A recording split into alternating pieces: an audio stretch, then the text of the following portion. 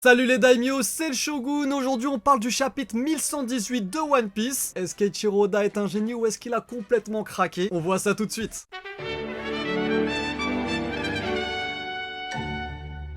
Le chapitre commence avec le géant de fer qui sombre dans l'eau après avoir été frappé par un des doyens. La transmission mondiale se coupe à ce moment-là, donc on en déduit que l'escargophone était dans le géant de fer. Ce qui entre nous est plutôt une bonne cachette. Avant de rentrer dans ces petits détails, je voudrais qu'on revoie ensemble ce qu'a dit Vegapunk dans le 1117 tout à la fin. Vous m'en voudrez pas trop, je reprends mes notes pour pas dire de bêtises. À ceux qui portent la lettre D dans leur nom. Parmi vous, il y a ensuite le fameux mot coupé qui commence par le hiragana mo qui peut vouloir dire beaucoup de choses. Ça c'est la fin du 1117 et dans le 1118, il y a un petit bout aussi de la phrase de Vegapunk qui peut-être conclut cette phrase, qui est « Et leur nom était ». Du coup, personnellement, moi, je me pose pas mal de questions. Qu'a voulu dire Vegapunk par là? Parce que je vous le cache pas, dans le chapitre 1117, moi, je me disais, voilà, peut-être que parmi les détenteurs du D, il y en a un parmi eux qui a un pouvoir particulier. Peut-être le pouvoir de contrôler le robot géant, peut-être le pouvoir de devenir Joy Boy, ou alors est-ce que Vegapunk a voulu dire que parmi les particularités des possesseurs du D, il y avait une autre particularité qu'on n'a pas entendue, du coup. On enchaîne donc dans le 1118 où il dit « et leur nom était ». Donc je me dis que peut-être il y a aussi des gens particuliers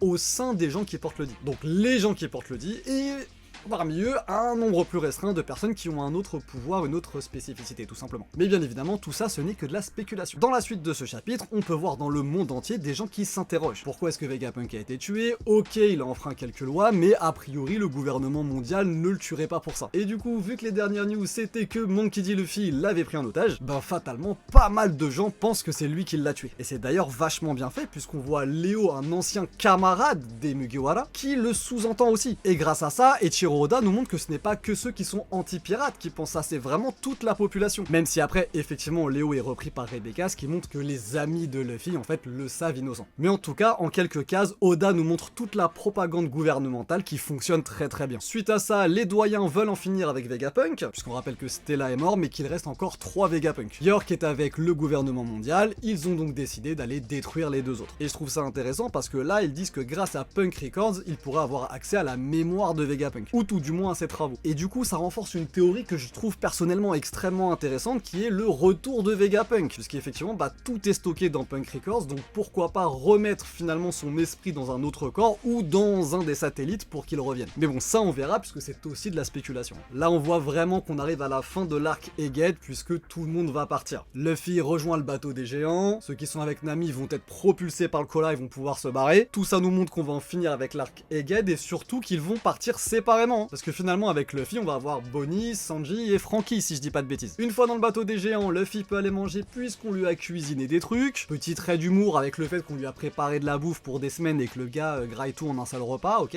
Il recharge donc ses batteries et il nous remet le Gear Fifth. Bon, ça c'est rien, parce que bien évidemment l'événement de ce chapitre c'est la suite. Luffy qui va dire à Bonnie de se transformer également, et c'est ce qu'elle va faire. Grâce à la distorsion future, Bonnie va se transformer en Gear Fifth également. Alors je vais vous dire directement ce que j'en pense, je vais pas passer par 4 chemins, je trouve ça explosé. Mais, parce que bien évidemment, il y a un mais. Franchement, mis comme ça, je trouve que c'est beaucoup trop facile et je trouve que ça n'a aucun intérêt d'avoir deux Nika. Quand je dis que je n'y vois aucun intérêt, c'est scénaristiquement parlant, puisque ce qui m'intéresse avant tout dans One Piece, bah c'est le scénario. Donc là, je me pose en juge et je trouve que c'est explosé. Mais Oda nous a montré depuis plus de 20 ans qu'il maîtrisait totalement son scénario. Il maîtrise son écriture de A à Z. Donc même si à l'heure actuelle, je juge ça mauvais, clairement, en ce qui concerne le scénario, Eiichiro Oda a toute ma confiance, 100%.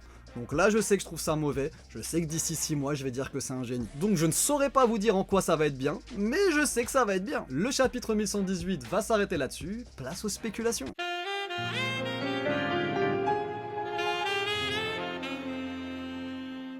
Et la grande question qui se pose, c'est où vont-ils aller après Egghead? Alors ce sera clairement pas dans le 1119, puisque dans le 1119, on va voir les deux Gear Fifths contre les doyens, ça me paraît évident. Je suis quasiment sûr qu'ils ne vont pas les battre, mais qu'ils vont réussir en fait tout simplement à s'échapper. Et s'ils s'échappent avec les géants, bah c'est qu'ils vont sur Elbaf. Et sur Elbaf, il est censé y avoir Shanks. Donc en toute logique, on devrait bientôt assister aux retrouvailles entre Shanks et Luffy. Sauf que clairement, c'est beaucoup trop tôt pour leur rencontre. Est-ce que finalement Shanks sera parti? Est-ce que finalement on ne va pas avoir l'arc Elbaf tout de suite? Ça franchement j'en sais rien, mais je mets un billet sur le fait qu'on verra pas Shanks et Luffy tout de suite. Le chapitre 1119 sort la semaine prochaine, très impatient de le lire pour voir ce qu'Eiichiro Oda va faire avec Bonnie Gear Fifth. N'oublie pas de t'abonner, active la cloche. C'était le Shogun. Tchuss!